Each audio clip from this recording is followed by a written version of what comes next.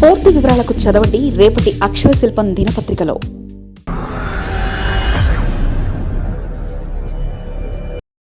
పౌరసత్వంపై America ఇలా విపక్ష democratic పాలిత రాష్ట్రాలు వద్దని ఫెడరల్ కోర్టులో సవాలు చేసిన ఉత్తర్వులు.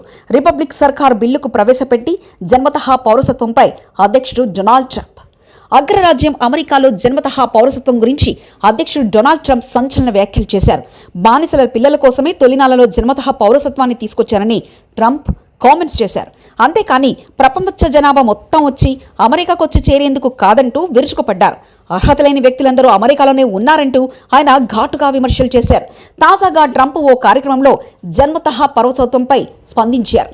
ఈ సందర్భంగా ట్రంప్ మాట్లాడుతూ, ఇప్పుడు మనం ఒకసారి గతాన్ని గుర్తు చేసుకోవాలి.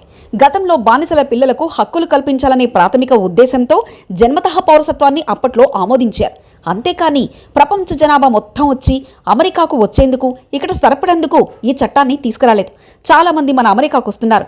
అర్హత లేని వ్యక్తులు ఈ చట్టాన్ని ఉపయోగించుకుంటున్నారు. దీంతో అర్హత లేని పిల్లలకు పౌరసత్వం లభిస్తుంది. ఈ చట్టం అందుకోసం కాదు, చాలా గొప్ప ఉద్దేశంతో బానిసల పిల్లల కోసం తీసుకొచ్చిందంటూ ఆయన ఘాటు కామెంట్లు చేశారు. ఇదే సమయంలో దీనిపై తాను సుప్రీంకోర్టుకు వెళ్తానని ట్రంప్ చెప్పుకొచ్చారు. అక్కడ తమకు అనుకూలంగా తీర్పు వస్తుందని 100% విశ్వాసంతో ఉన్నట్లు తెలిపారు. ఇదిలా ఉండగా అమెరికా రాజ్యాంగంలో 14వ సవరణ ప్రకారం తల్లిదండ్రుల వలస స్థితిలో సంబంధం లేకుండా అమెరికాలో జన్మించిన వారందరికీ పౌరసత్వం లభించే విధానం అమల్లో ఉంది. ట్రంప్ అధ్యక్షుడిగా బాధ్యతలు చేపట్టిన తొలి రోజునే జన్మతహా పౌరసత్వం లభించే హక్కును రద్దు చేసేలా కార్యనిర్వాహక ఆదేశాలు జారీ చేసిన విషయం తెలిసిందే. మరోవైపు అమెరికాలో జన్మతహా పౌరసత్వాన్ని రద్దు చేస్తూ రూపొందించిన బిల్లును అమెరికా పార్లమెంటు ఎగువ సభ సెనెట్లో అధికార రిపబ్లికన్ పార్టీ సభ్యులు గురువారం ప్రవేశపెట్టారు. పుట్టే పిల్లలకు ఇలాగూ పౌరసత్వం వస్తుందన్న ఏకైక కారణంతోనే అక్రమ వలసలు విపరీతంగా పెరుగుతున్నాయని, ఇది జాతీయ భద్రతను బలహీనపరుస్తుందని ఈ బిల్లును ప్రవేశపెట్టిన రిపబ్లిక్ సభ్యులు Lindsey Graham, Ted Cruz, Katie బ్రిట్లు సెనెట్లో వ్యాఖ్యానించారు.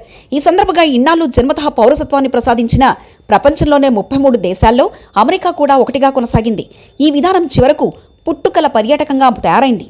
ఉన్నంతలో స్థితిమంతులైన చైనా, ఇతర దేశాల పౌరులు ఉద్దేశపూర్వకంగానే అమెరికాకొచ్చి ఇక్కడ పిల్లల్ని కనేసి తమ సంతానానికి అమెరికా పౌరసత్వం దక్కేలా చేస్తున్నారు. అమెరికాకు ఇంతమంది రావడానికి జన్మతహా పౌరసత్వం కూడా ఒక ప్రధాన కారణమని రిపబ్లిక్ నేతలు చెప్పారు. జన్మతహా పౌరసత్వాన్ని రద్దు చేస్తూ ట్రంప్ ఇచ్చిన కార్యనిర్వాహక ఉత్తర్వును విపక్ష డెమోక్రటిక్ పాలిత రాష్ట్రాలు ఫెడరల్ కోర్టులో సవాలు చేసి ఉత్తర్వుల అమలుపై స్టే తెచ్చుకున్న వేళ రిపబ్లిక్ సర్కార్ బిల్లును ప్రవేశపెట్టడం గమనార్హం. మరిన్ని కథనాల కోసం సబ్స్క్రైబ్ చేసుకోండి మీ అక్షర శిల్పం. పూర్తి వివరాలకు చదవండి రేపటి అక్షర శిల్పం దినపత్రికలో.